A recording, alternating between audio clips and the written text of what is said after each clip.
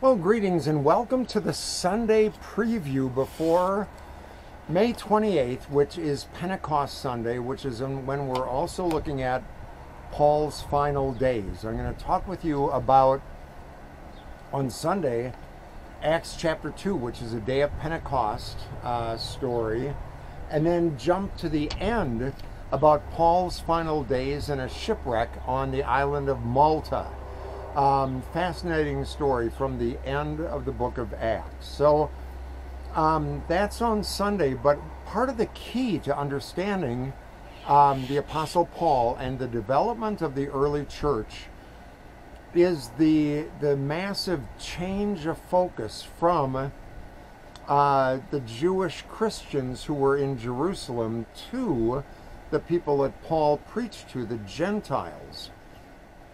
The Christian faith started as a Jewish a movement of Jesus the Messiah within the Jewish community. People became Jewish Christians, but it wasn't until almost halfway through the book of Acts that the focus changes to the Gentiles. That's what I'd like to talk with you about today. Remember, we talked about the conversion of Paul in Acts chapter 9. Paul is converted, struck down, and he goes to Damascus. He starts learning about Jesus, and he goes out and tells people about Jesus. Traveled 15,000 miles. Now, that's in Acts chapter 9. In Acts chapter 10, it's an absolutely watershed chapter in the development of the early church.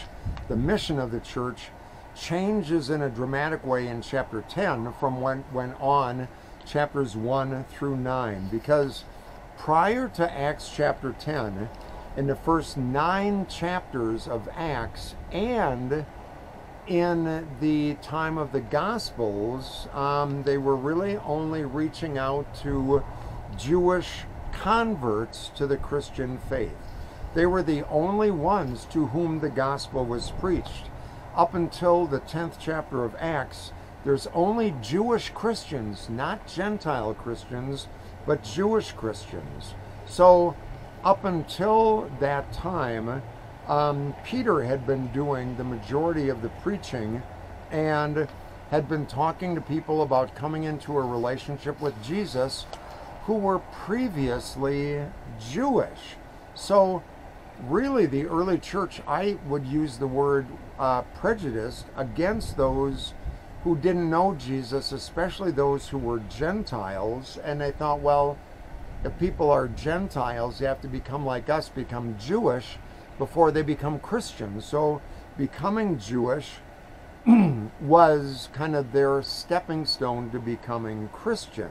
It was a big shift in chapter 10 that began a very slow and painful change that prepared Peter, that prepared Peter and Cornelius to change their hearts to having the gospel reach out to Gentiles. It was a dream that Peter had in Acts chapter 10. Peter was the consummate Jewish Christian.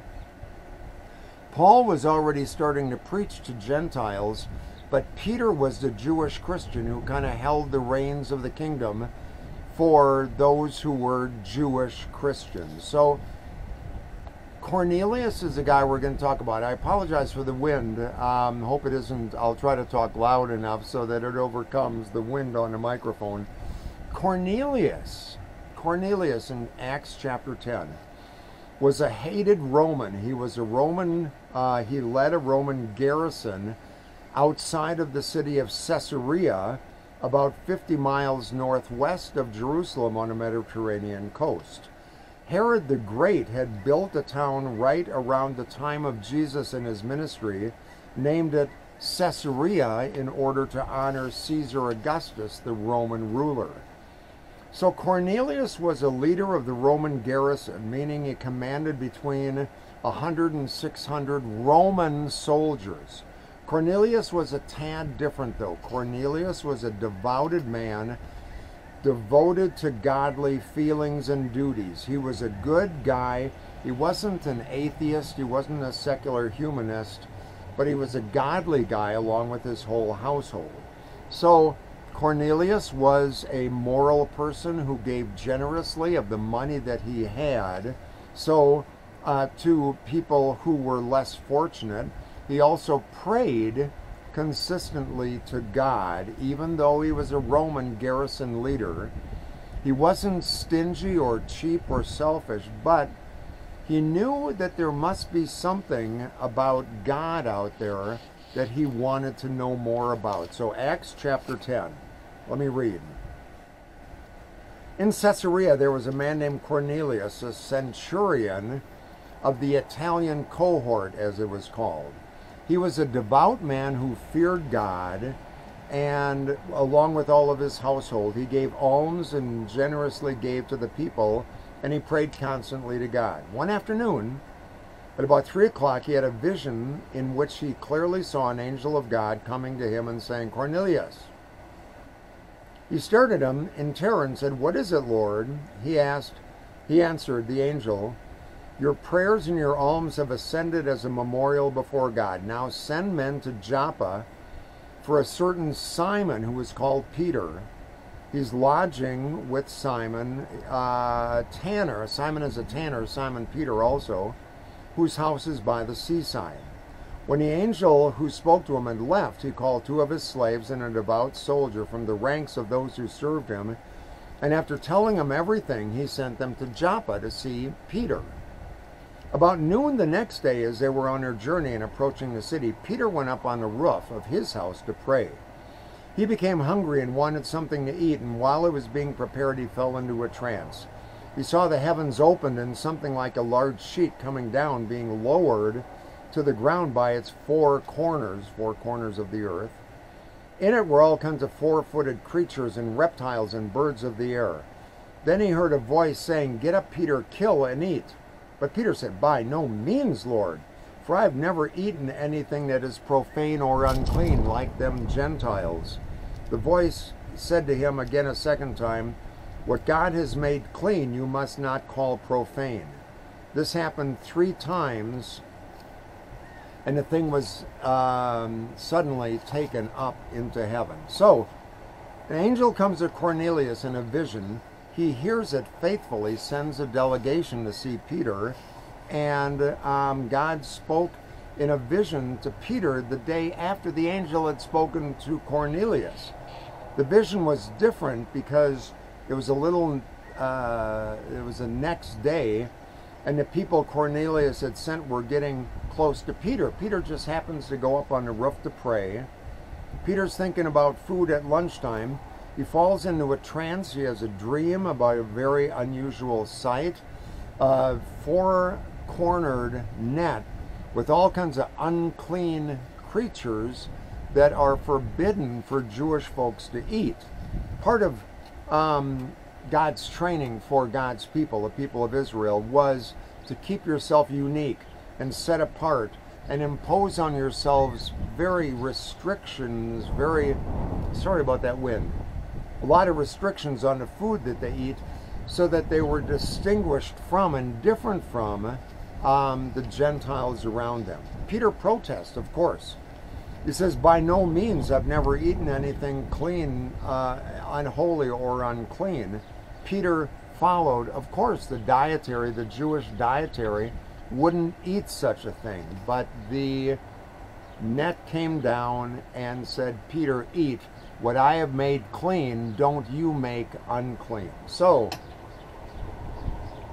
when the delegation from Cornelius gets to Peter, they tell him the dream of Cornelius, and after staying a night with Peter, the delegation goes back to Cornelius with Peter and some of his fellow Jewish believers, and they met with Cornelius.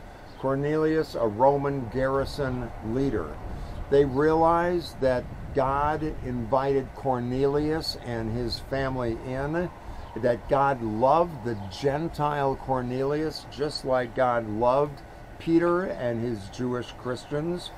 Peter's heart was convinced to love people who were not like him, to love people like Cornelius. Peter's heart changed. It transformed.